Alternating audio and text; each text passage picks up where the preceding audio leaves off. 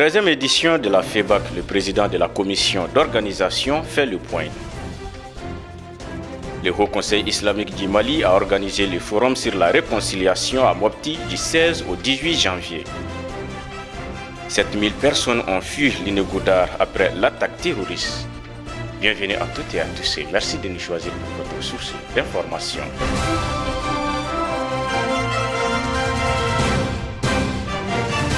La 13e édition de foire d'exposition internationale a débuté à Bamako sur la route de l'aéroport. Cette foire a démarré depuis le 16 janvier et prendra fin le 2 février. Le vice-président de la Chambre de commerce et d'industrie du Mali et également président de la commission d'organisation de cette FEBAC nous donne tous les détails sur le déroulement de la foire de cette année. Quelques exposants donnent également leurs impressions sur ce grand rendez-vous. Reportage Maïmouna Koulibaly et Moussa Diallo. Pour le grand bonheur de tout un chacun, la foire d'exposition internationale de Bamako a débuté. Une foire qui se tient sur la route de l'aéroport a débuté depuis le 16 janvier et prendra fin le 2 février 2020, au cours de laquelle le Mali est l'invité d'honneur afin de montrer notre savoir-faire malien au monde entier. L'innovation de la 13e édition de la FEBAC cette année, c'est qu'on a mis le Mali à l'honneur. On a mis le Mali à l'honneur à travers la valorisation de nos ressources. Quand je dis de nos ressources, il s'agit de toutes nos ressources. À commencer d'abord par les ressources humaines, les ressources agricoles, les ressources animales et le savoir-faire malien. Et tout ceci dans le cadre de l'organisation des thématiques qui vont mettre à plat toute la problématique de l'industrialisation de nos productions agricoles, notamment le coton, principalement le coton, de l'industrie de la viande et du développement des inventions et innovations faites par les startups. Et je mets l'accent sur ces startups-là qui méritent d'être encouragées, d'être connues et d'être soutenues. C'est des jeunes que j'appelle, j'aime bien les appeler les petits génies du Mali. Ils ont prouvé au monde entier qu'aux hommes bien nés, la valeur n'entend point le nombre des années. Ils ont réussi à innover, à inventer dans le domaine du numérique et aller remporter des prix aux États-Unis. Et où aux États-Unis? À Silicon Valley. À Silicon Valley. Et ça, c'est extraordinaire. Et pour que les Maliens et les Mali étant dans cette situation, c'est l'occasion rêvée pour dire au reste du monde que bien qu'on a des problèmes, on est toujours debout, on est sur pied et que le Mali avance par la grâce de Dieu. Donc nous allons donc tenir des thématiques. Une thématique sera consacrée à la problématique de l'industrialisation du coton. Une thématique sera consacrée à l'industrialisation de la viande. Le gouvernement a initié un grand programme de valorisation de la viande pour l'exportation qui s'appelle ProDevim. Et une présentation de ce programme-là sera faite. Et aussi, il y aura la présentation des startups. Les solutions innovantes et les inventions qu'ils ont eu à faire seront présentées au grand public. Et in fine, pour aboutir à un appel à investissement. Où la Chambre de commerce et d'industrie du Mali, la CMDT, les investisseurs privés et les autres partenaires pourront faire le premier pas en mettant en place les premières industries dans ces différents secteurs d'activité. Le vice-président de la Chambre de commerce et d'industrie et également président de la commission d'organisation de cette foire invite tout un chacun à venir prendre part à la foire. Pour ceux qui n'ont pas eu l'information, qui sachent que la FEBAC est ouverte depuis le 16, jeudi passé, et que ça court jusqu'au 2 février. Donc de venir. Les participants invitent tout un chacun à venir prendre part à cette foire, car il y a beaucoup de nouveaux produits. Comme d'habitude, les gens ont tendance à attendre jusqu'à la fin de la foire, mais nous, on n'a pas beaucoup de produits. Si les gens ne viennent pas au début, à la fin, ils risquent de ne pas trouver assez de produits, quoi. Mais il y a des nouveautés qui sont venues. On est là à la foire, on est à Trogorbougou, on est ouvert à Trogorbougou. et aussi on est aussi toujours à la foire. La foire, c'est la promotion, on diminue tous les prix, on fait aussi la consultation gratuite. Celui qui vient, il sera consulté gratuitement et on a fait une grande promotion sur les prix. On a cassé complètement les prix et tout le monde est invité. Tout Bamako est invité à venir découvrir nos produits. Nous disons à toutes les clientes et les clients de venir visiter les sites. Alhamdulillah, cette année, vraiment, le FEBAC, les participants sont nombreux. Il y a plusieurs produits sur le site. Chez nous, ici à OK Boutique, vraiment, on a amené beaucoup de choses, des marchandises de nos boutiques et beaucoup d'autres encore, alhamdulillah. À la foire internationale de Bamako est exposé les produits de tout genre pour le grand bonheur de tout un chacun. L'association Dagakane dans le cercle de Yelemani a procédé à l'inauguration d'un nouveau bâtiment au sein du centre de santé du village de Djungulani, situé dans la commune de Guidimbe. La cérémonie était présidée par le directeur adjoint de la Direction générale de la santé, en présence du chef du cabinet du ministre des Maliens de l'extérieur, du représentant du préfet de Yelemani et les membres de l'association. Le coût du bâtiment s'élève à 200 millions de francs CFA. Nos avions spéciaux à Yelemani, Abdou Ouattara et Minuru Djire. L'association Cercle de Yelemani Dakakane a invité la Téléniata pour 10 jours de travaux. Les premiers travaux ont été commencés par l'inauguration du nouveau bâtiment dans le centre de santé de Djangulani. Cette initiative a été adoptée lors d'une journée de salubrité par Dakakane avec plus de 200 millions de francs CFA. Le nouveau bâtiment permettra à l'ensemble de la population de Djangulani et alentour de bénéficier d'un soin de qualité dans de bonnes conditions. Un sentiment de joie et de fierté. Si dans un mandat d'un maire élu pour 5 ans et que la population s'engage pour de tels investissements, le maire ne fait que se réjouir et féliciter les acteurs qui ont donné ce joyeux bâtiment pour la santé de la population. Je demanderai à ceux-ci de prendre bon soin de ce bâtiment pour que maintenant ce joyau que la population a donné à la population, qu'ils mettent tous les efforts pour que maintenant la population ne regrette pas ce qu'ils ont mis comme argent, comme effort physique. Parce que, vous le savez, l'association d'Akane, c'est à deux niveaux. D'abord dans le village maintenant, il y a les gens qui sont en train de travailler dans le bénévolat pour les travaux du début à la fin. Ils ont fait le travail, ils n'ont pas demandé un franc. Maintenant, les contribuables maintenant, c'est à partir de l'extérieur maintenant qui envoient l'argent.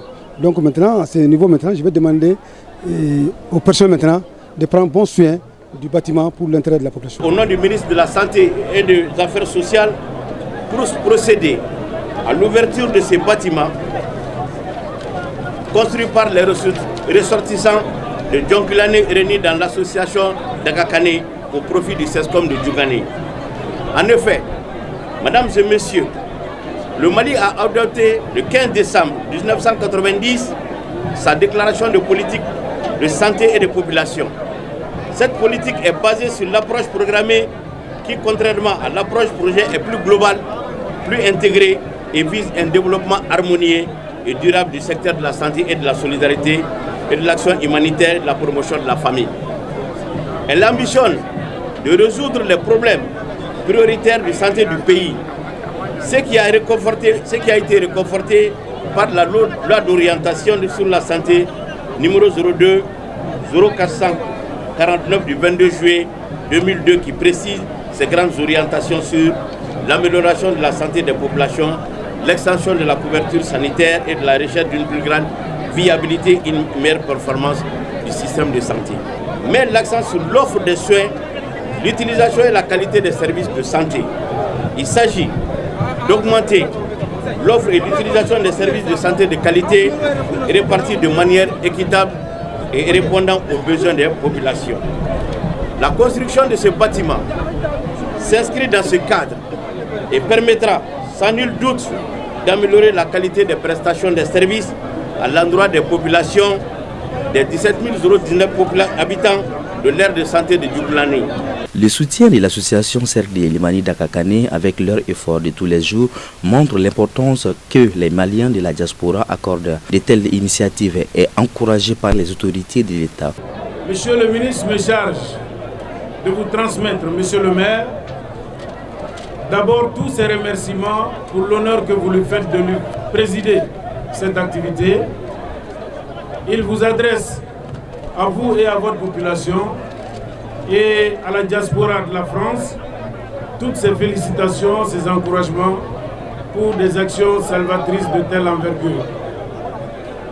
Mesdames et messieurs, je voudrais vous féliciter pour la qualité de ce travail-là et surtout pour l'opportunité que vous nous offrez de magnifier les actions de la diaspora, en tant que levier du développement économique, social et culturel du Mali et de la question de la migration de façon générale.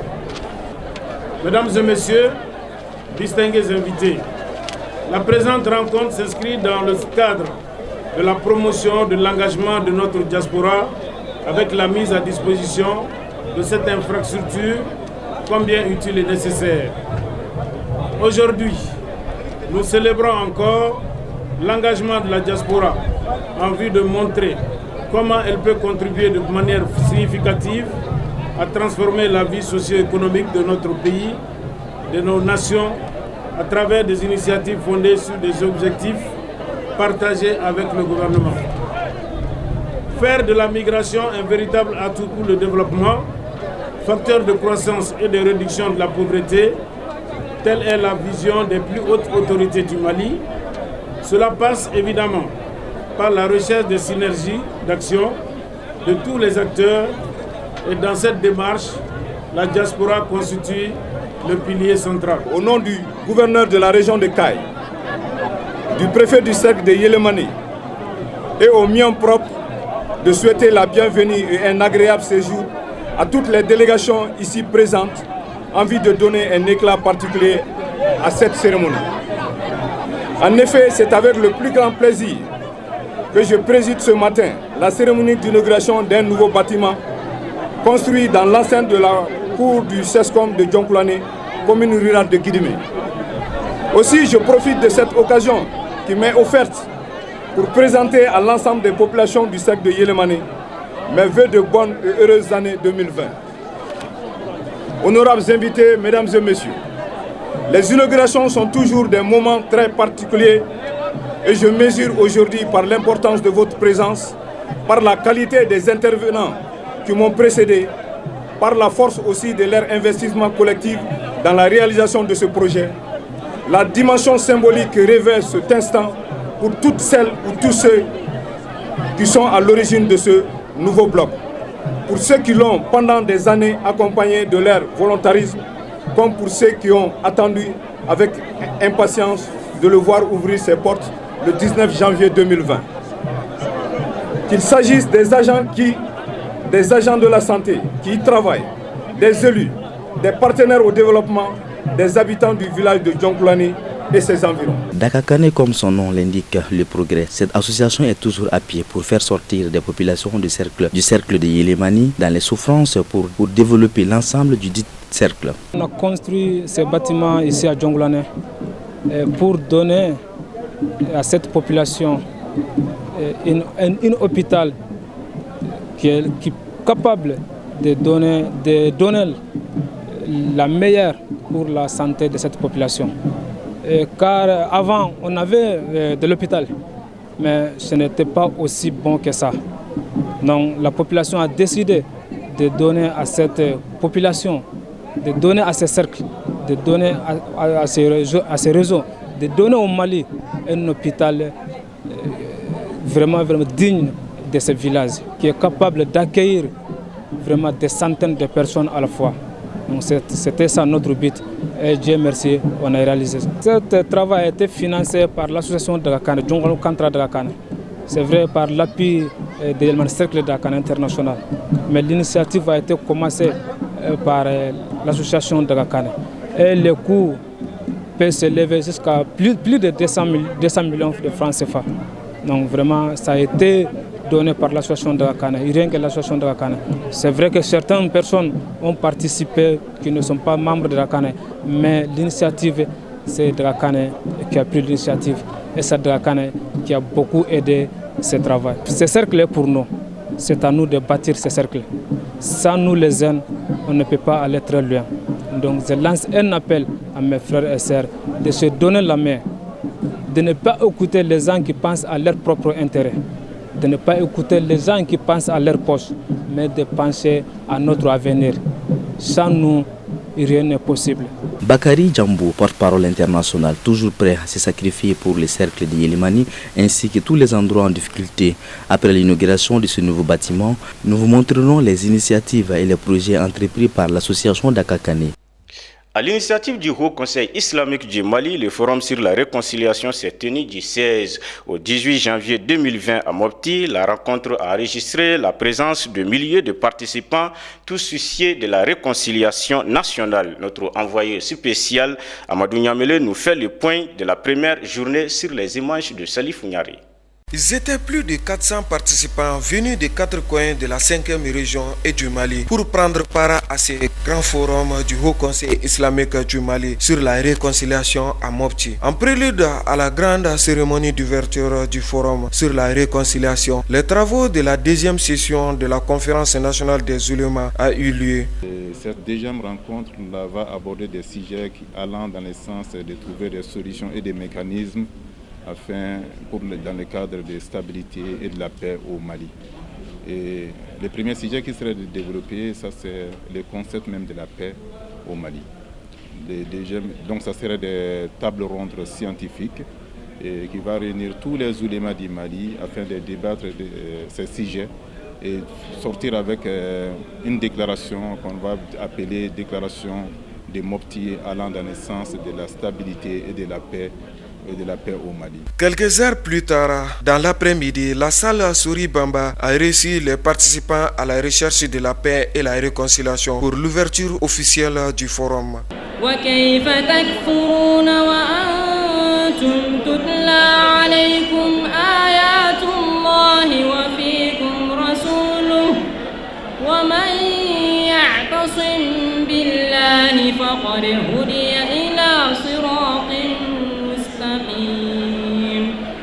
Face à la dégradation de la situation sécuritaire dans la 5e région, le Haut Conseil islamique du Mali a initié ce forum en choisissant la commune urbaine de Mopti. La ville de Mopti est fière et honorée de vous accueillir aujourd'hui.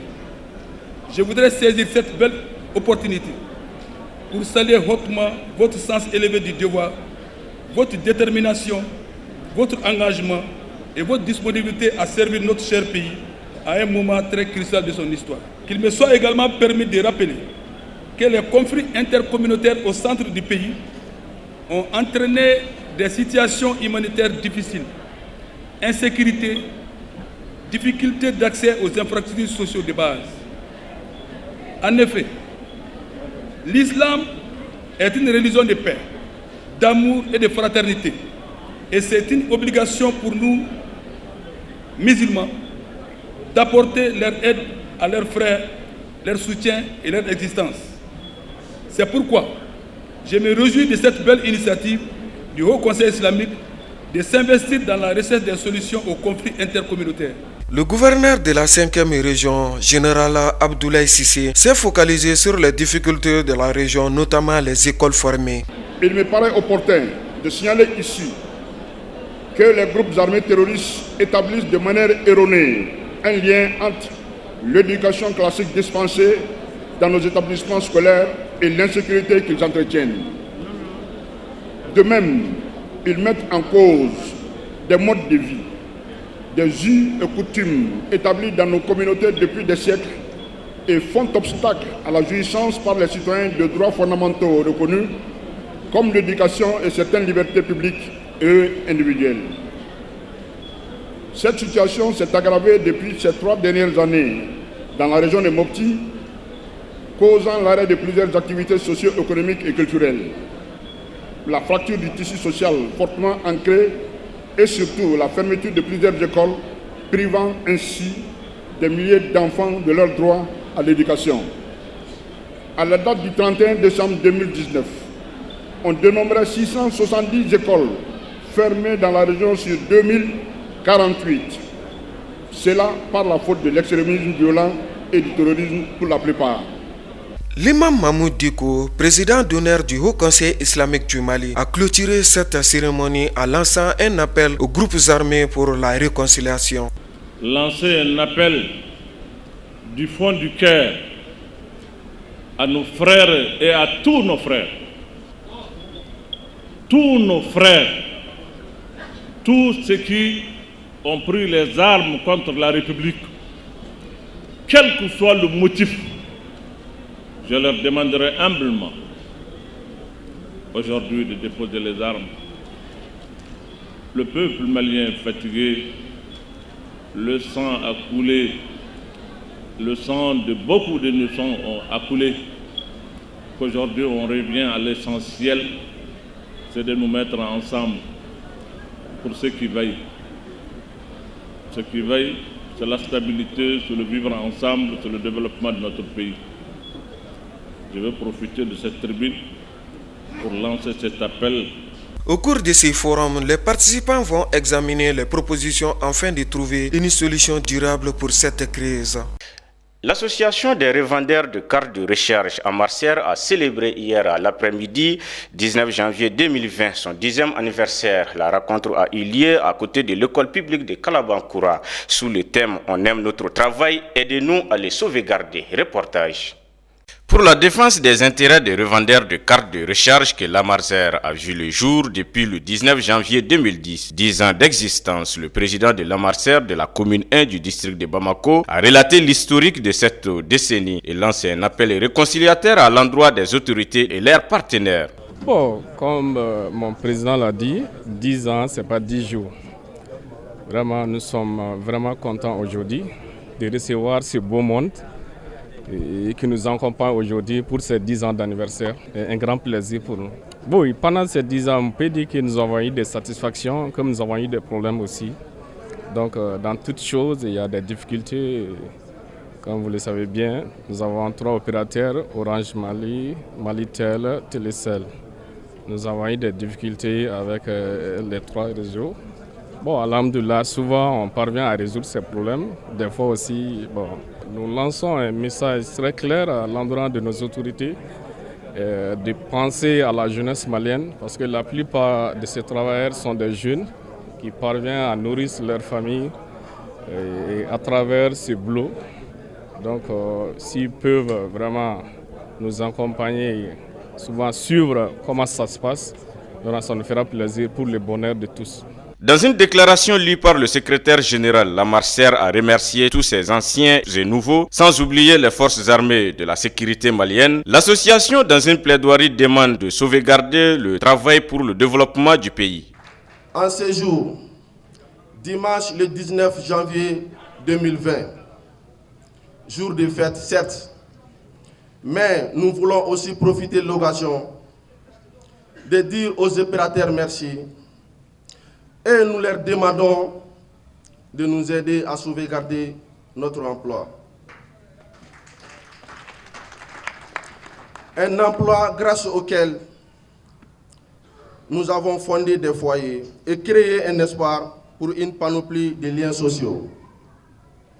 Nous demandons à tous les membres de la Marseille la solidarité. Solidarité, une fois de plus, solidarité. Car c'est dans cela que nous pouvons obtenir les résultats. Sans oublier nos braves soldats qui sont au front, les FAMA, la Marseille présente ses condoléances à tous les militaires tombés sur les champs de l'honneur et de la dignité, souhaite prompt rétablissement aux blessés et bonne fête aux FAMA. La fin de la cérémonie est marquée par la remise des tableaux d'honneur à certains membres de la Marseille, y compris certains journalistes, notamment Abdoulaye Koulibaly de l'Oxygène. Place maintenant à l'actualité internationale. Près de 7000 personnes ont fui la zone de Chinégodar à l'ouest du Niger après une attaque du 9 janvier qui a tué 89 soldats. Une des plus meurtrières de l'histoire du pays, a annoncé samedi le Haut Commissariat de l'ONU pour les réfugiés dans un communiqué. L'attaque de Chinégodar, la pire subie au Niger depuis le regain des actions terroristes en 2015, est survenue un mois après celle d'Inates le 10 décembre dans la même région de Tillabéri qui avait coûté la vie à 71 soldats. L'attaque de Chinégodar Goudar a été revendiqué par le groupe État islamique. Tout le Sahel, en particulier le Mali, le Niger et le Burkina Faso, est visé par les assauts de plus en plus audacieux de groupes terroristes, en dépit du renforcement des armées locales et de la présence de 4500 militaires français de la force antiterroriste Barkhane. Selon les Nations Unies, les attaques terroristes au Mali, au Niger et au Burkina Faso ont fait la mort de 4000 personnes en 2019. L'ex-président gambien Yaya Jammeh, en exil en Guinée équatoriale depuis sa chute il y a 3 ans, serait immédiatement arrêté s'il revenait au pays et poursuivi pour les crimes commis durant ses 22 ans de pouvoir, a affirmé dimanche le ministre de la Justice Aboubacar Tambadou après une récente manifestation pour le retour de l'ex-dirigeant. Dans un récent enregistrement diffusé sur les réseaux sociaux, Yaya Jammeh réclamait le retour de ce qu'il considère comme ses droits et notamment celui de rentrer. Des milliers de ses partisans ont également manifesté jeudi dans la capitale Banjul pour réclamer son retour d'exil. Cette polémique survient alors que les travaux de la commission Vérité et Réconciliation doivent reprendre lundi matin. Après un an d'audition et alors que nous entrons probablement dans la seconde et dernière année, on ne peut plus écarter les crimes contre l'humanité commis en Gambie entre juillet 1994 et janvier 2017 sous l'ancien président Yaya Jammeh. Ceux identifiés par la commission seront portés devant la justice, a déclaré le ministre de la Justice Aboubacar Tambadou. Arrivé à la tête de la Gambie par un coup d'État en 1994, Yaya Jammeh a dirigé pendant 22 ans un régime de féroce répression. Il a été poussé à s'exiler en Guinée équatoriale en janvier 2017, cédant à une intervention militaire africaine après avoir rejeté sa défaite à la présidentielle face à Adama Barrow.